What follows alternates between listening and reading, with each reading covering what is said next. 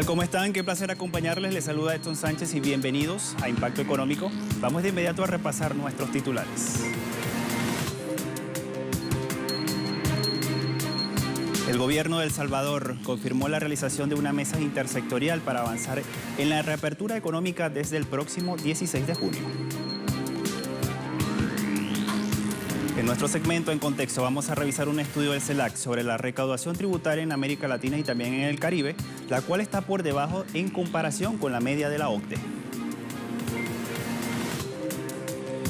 Y el gobierno español aprobó un decreto que regirá la nueva normalidad del país una vez termine el confinamiento por el coronavirus. En Economía 360 le contamos.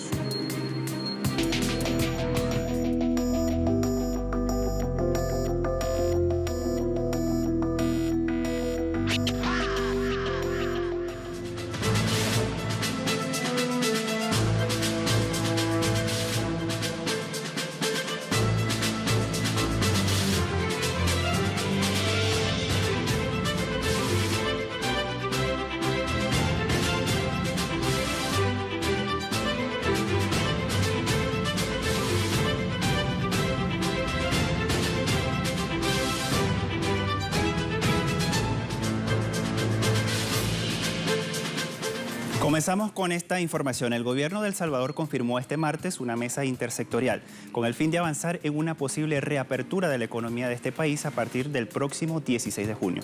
Esta medida es asumida luego de 3 meses de confinamiento para detener los contagios que han sido provocados por la pandemia de la COVID-19. En este sentido, el ministro de Trabajo, Rolando Castro, precisó que la fecha de reapertura coincide con el vencimiento de la cuarentena establecida por el Decreto Ejecutivo 29. El plan del gobierno y varias gremiales establecen 5 fases para la reapertura de 21 días cada una, con prioridad a los que más tributen al Producto Interno Bruto y creen más empleo. Los primeros sectores en reabrir van a ser la industria de alimentos y también de bebidas. También textiles, construcción, energía, aeronáutica, mantenimiento de vehículos, las peluquerías y los salones de belleza. Por su parte, la ministra de Economía, María Luisa Allén, coincide en que 3 semanas se estarían abriendo la mayor parte de la economía.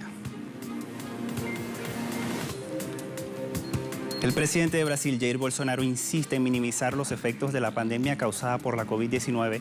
En este momento, Brasil posee la mayor cantidad de los contagios y es víctimas fatales también allí se registran en este país latinoamericano. Vamos a escuchar parte de sus declaraciones.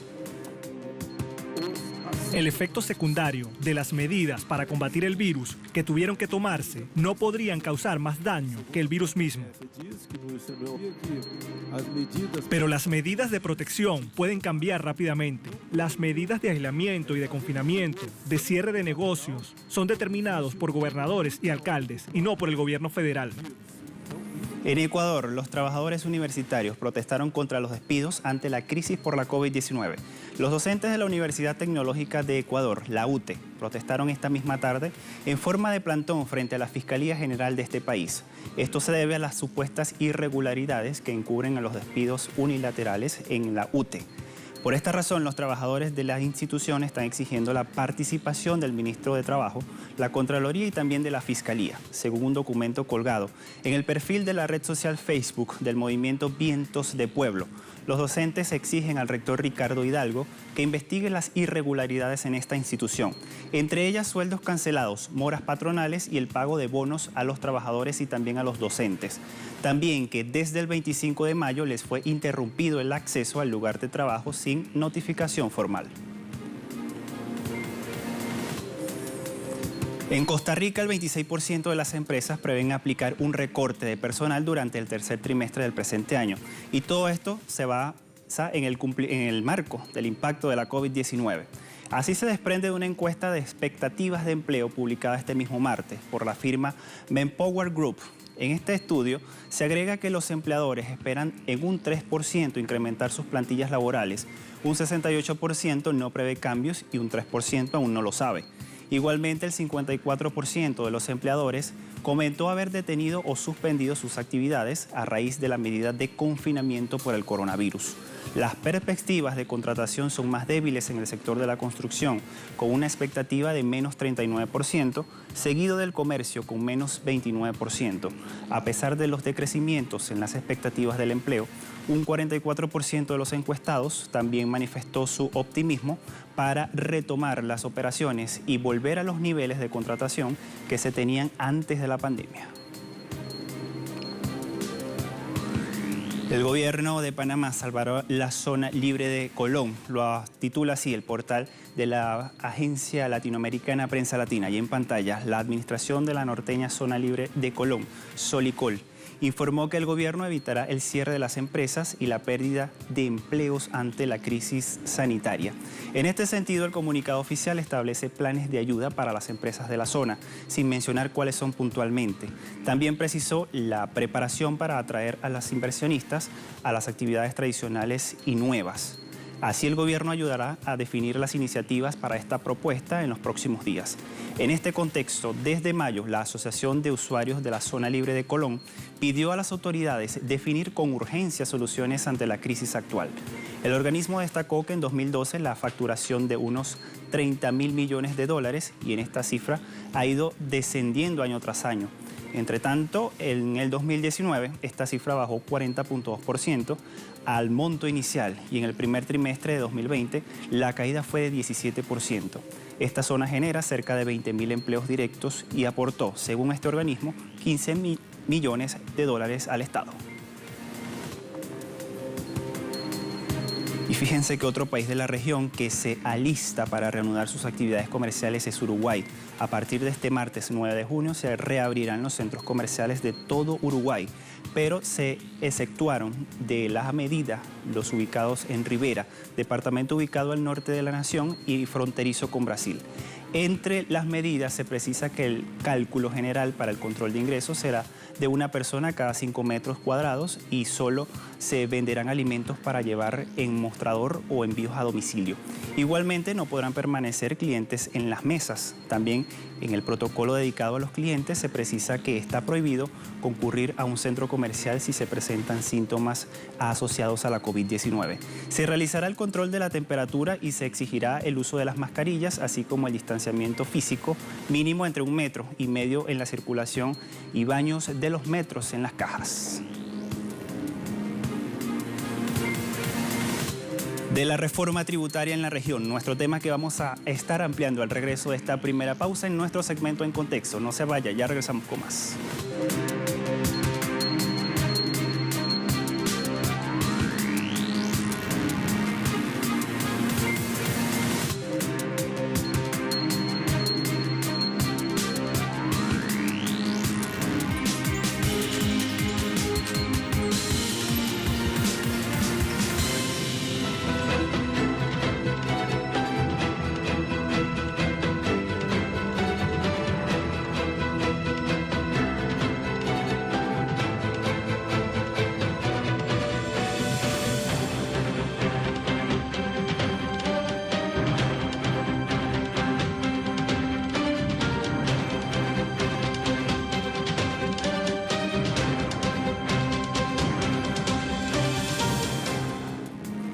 El investigador y economista del Centro Estratégico Latinoamericano de Geopolítica, el CELAC, Alfredo Serrano, afirma que en medio de la emergencia sanitaria es preciso fijar pautas de un nuevo consenso en materia tributaria en América Latina. Para el investigador existe una vieja discusión en economía sobre si los impuestos afectan de manera positiva o negativa al crecimiento y al desarrollo.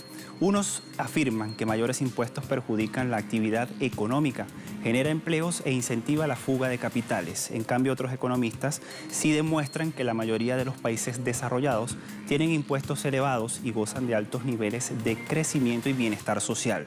En medio de este escenario, América Latina no está ajena a dicha controversia.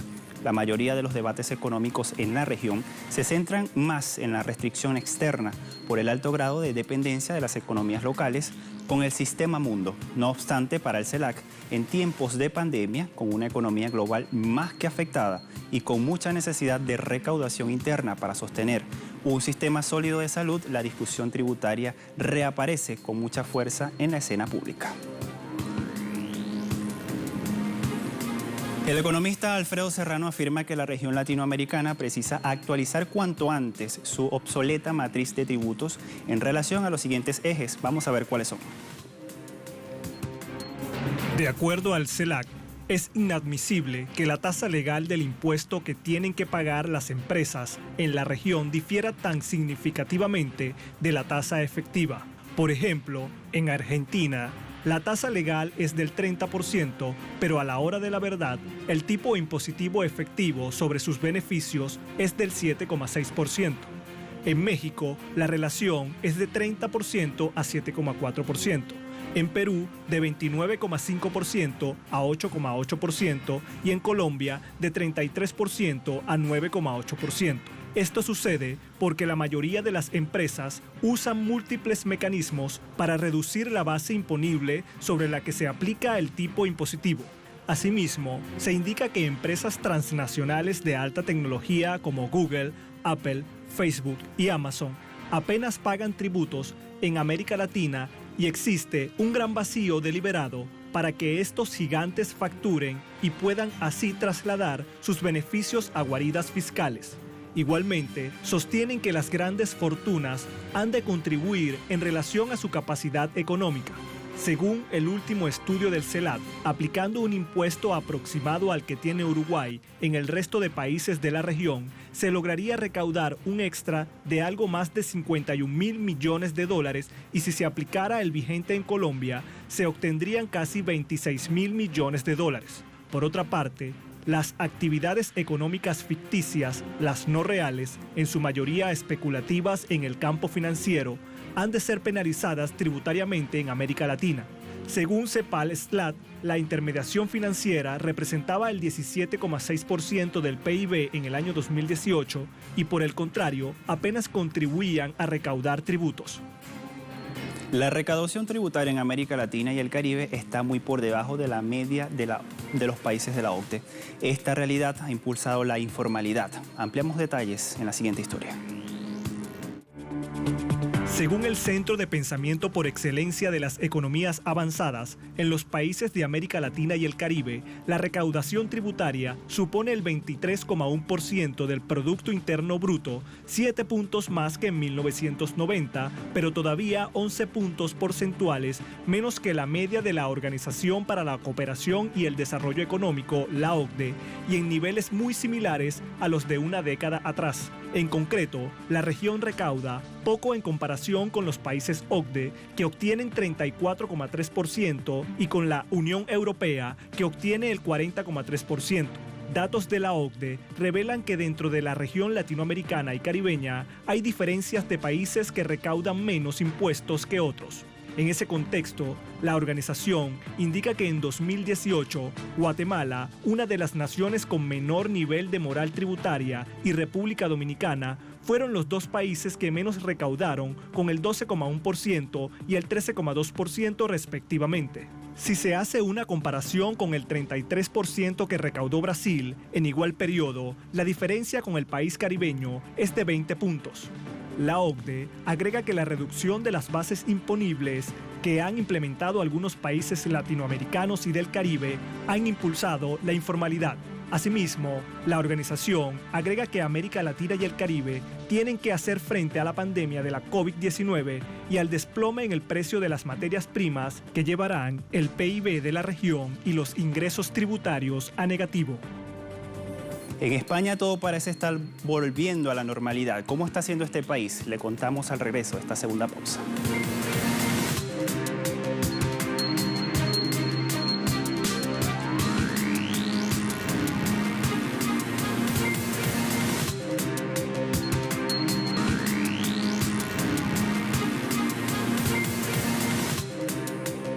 El Consejo de Ministros del Gobierno español, a través de su reunión ordinaria, aprobó un Real Decreto que contempla medidas sanitarias para el tránsito hacia la denominada nueva normalidad del país. El ministro de Salud, Salvador Illa, precisó que el propósito de esta norma aprobada es convivir con el coronavirus, pero evitando su propagación. Este nuevo decreto entrará en vigor a partir del próximo 21 de junio, cuando termine el estado de alarma, pero tiene una vigencia indefinida porque va a durar hasta que consigan una vacuna contra la pandemia de la COVID-19. Esta nueva ley establece que será obligatorio llevar mascarillas en la vía pública, también en los espacios al aire libre, en algunos lugares cerrados de uso público y también en medios de transporte. El incumplimiento de esta norma acarreará una multa de 100 euros. Asimismo, la legislación incluye extremar la higiene en los entornos laborales, así como la reorganización de los horarios de los trabajos para evitar aglomeraciones, al igual que en los distintos establecimientos comerciales, recintos de encuentro social, restaurantes y los hoteles. En Moscú, la capital de Rusia, levantó este mismo martes las principales restricciones del coronavirus. La medida, que fue anunciada el pasado lunes por el alcalde de Moscú, permitió que los centros de belleza, peluquerías, estudios fotográficos, clínicas veterinarias y las agencias de empleo, entre otros establecimientos, abrieran sus puertas. Todo esto en el marco de la primera de 3 etapas que contempla el desconfinamiento. Asimismo, a partir del 16 de junio se va a autorizar la reapertura de las bibliotecas, las agencias inmobiliarias de servicios y también los servicios de alquileres, los restaurantes y las cafeterías. Y desde el 23 de junio, los moscovitas podrán ir a los gimnasios, piscinas y centros deportivos. En Roma, Italia, los guías turísticos de la ciudad protestaron ante el Parlamento italiano para exigirle al gobierno apoyo para el sector turístico. Algunos de ellos han manifestado que ahora son invisibles ante los ojos de las autoridades. Escuchemos. Somos la voz de los monumentos. Lo que hacemos es dar vida a los monumentos, obras de artes, pinturas, esculturas. Debemos mostrar que estamos aquí, ya que ahora somos invisibles. En la cadena de suministro contribuimos con el 13% del PIB de Italia, que vale efectivamente 82.000 millones de euros, entre hoteles y otros lugares en general, actividades comerciales de todo tipo que están vinculadas a ciudades de arte y nuestro trabajo. Grecia e Italia firmaron un acuerdo que delimita una zona económica exclusiva entre estos dos países. El acuerdo fue firmado por el canciller italiano Luigi Di Maio junto a su homólogo griego Nikos Dendias. Di Maio precisó que durante la rueda de prensa con su homólogo helénico, los dos países firmaron también 2 ulteriores instrumentos jurídicos que son relativos a los recursos del Mediterráneo y a la tutela de los derechos históricos italianos de pesca en las aguas griegas. Por su parte, Atenas se comprometió a levantar de manera gradual, a partir del próximo 15 de junio, todas las limitaciones para el acceso de los turistas italianos en Grecia, introducidas para evitar la propagación del coronavirus. El comercio exterior de Alemania registra una caída en el 4º mes del año debido a la pandemia del COVID-19. Datos de la Oficina Federal de Estadísticas de este país, de Alemania, revelan que las exportaciones e importaciones alemanas cayeron 24% y 16.5% respectivamente en abril pasado. Tal resultado representa la mayor disminución en términos de exportaciones e importaciones desde agosto de 1990. En cuanto al superávit comercial, en abril el valor fue de 3.200 millones de euros, muy por debajo de los 17.800 millones de euros que registró el país en el mismo mes del año pasado. Con el resultado de abril ya van 2 meses consecutivos de caídas. Ya en marzo las ventas y compras al exterior habían caído 11.8% y 5.1%. Los analistas estadounidenses están afirmando que se acerca el colapso del dólar mientras Estados Unidos pierde sus privilegios.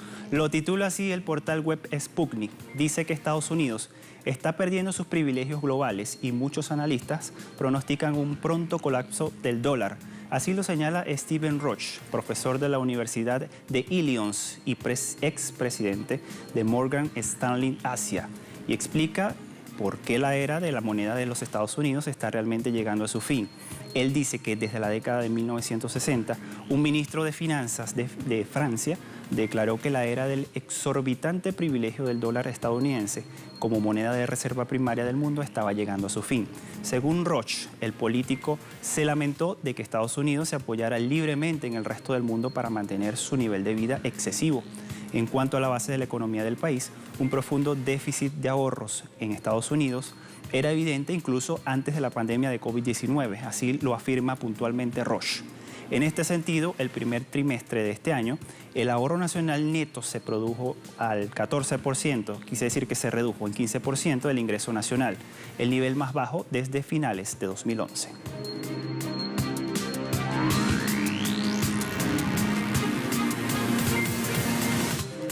Vamos de inmediato a repasar nuestros indicadores petroleros al cierre de la jornada de este martes. Vamos de inmediato a ver la relación de WTI, que marca $37.89 el barril, pierde 0.79%. Sumamos Brent de referencia en Europa, $40.43 el barril, pierde 0.91%. Y la cesta venezolana se ubica en este momento en 104.75 yuanes, tiene un alza de 9.61 yuanes.